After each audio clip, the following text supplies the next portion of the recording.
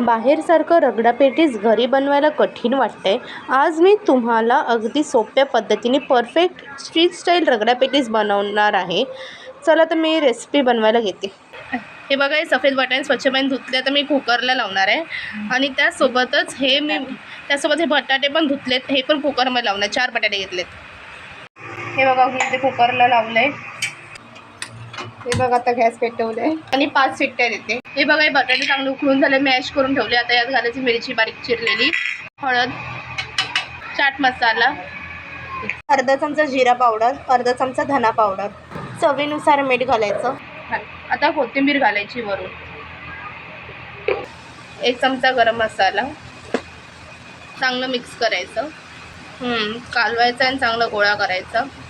आता तांदळाचं पीठ घालायचं.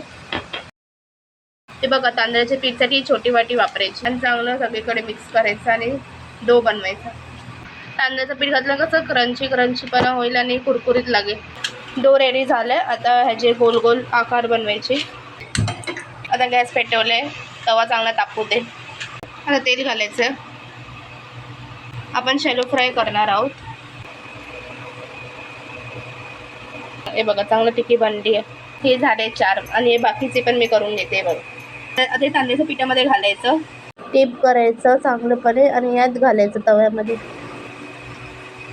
हे बघा, दुसरं पण असं घ्यायचं, कोट करायचं आणि यात घालायचं तव्यामध्ये. शॅलो फ्राय करणार आहोत. हे बघा, तुम्ही सगळं घातले टिक्की. आता वरून तेल घालायचं साईडने आणि गॅसची फ्लेम मीडियम राहू दे.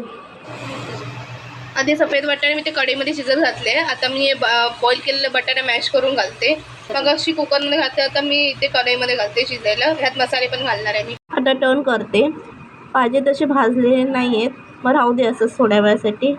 आता यात घालायचं चवीनुसार मीठ, 1 चमचा जिरा पावडर, अर्धा चमचा धना पावडर, अर्धा चमचा आमचूर पावडर, 1 चमचा गरम मसाला. आता घालायचं कोथिंबीर, हळद घालायची चिमूटभर, काश्मीरी लाल पावडर, थोडंसं हिंग. सगळे मसाले चांगले मिक्स करायचे. आता गॅस फास्ट केला आणि सगळे मसाले एक होते. आता टर्न करते. हे बघा, एक साईड टिक्की चांगली भाजली गेली आहे. आता दुसरी साईड पण भाजून घेते. मागची साईड पण भाजून, आता वरून तेल घालते. रगडा तयार झालाय. आता गॅस बंद करते. आता टर्न करायचं. मागची साईड पण चांगली भाजली आहे, मस्त क्रिस्पी झाली आहे. बघा, मस्त कुरकुरीत. आता हे असे ना प्रेस करायचं, मग कसं आतून पण चांगलं भाजलं जाईल. मला प्रेस करायचं. बघा, पेटीस रेडी झाले. आता मी गॅस बंद करते. आता हे रगडा घालायचं एका प्लेटमध्ये. आता हे टिक्की घालायची. आता पेटीस घालायचं. वरून परत थोडा रगडा घालायचा. वरून जिरा पावडर भुरभुरायचा. वरून लाल मसाला घालायचा. वरून तिखट चटणीने असं स्प्रेड करायचं.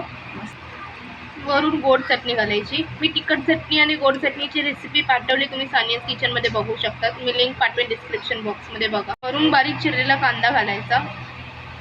वरून कोथिंबीर. आता शेव घालायचं, वरून बारीक शेव आणि वरून कोथिंबीर. तर हे बघा, रगडा पेटीस चांगली तयार झाली आहे आणि तुम्ही खावा, तुम्हाला आवडेल. स्ट्रीट स्टाईल सेम चव आहे. असे छान छान रेसिपीज बघण्यासाठी सानियाज किचनला लाईक, शेअर, सबस्क्राईब करा. इतरांनाही शेअर करा रेसिपी. चला भेटू पुढच्या रेसिपीला. बाय.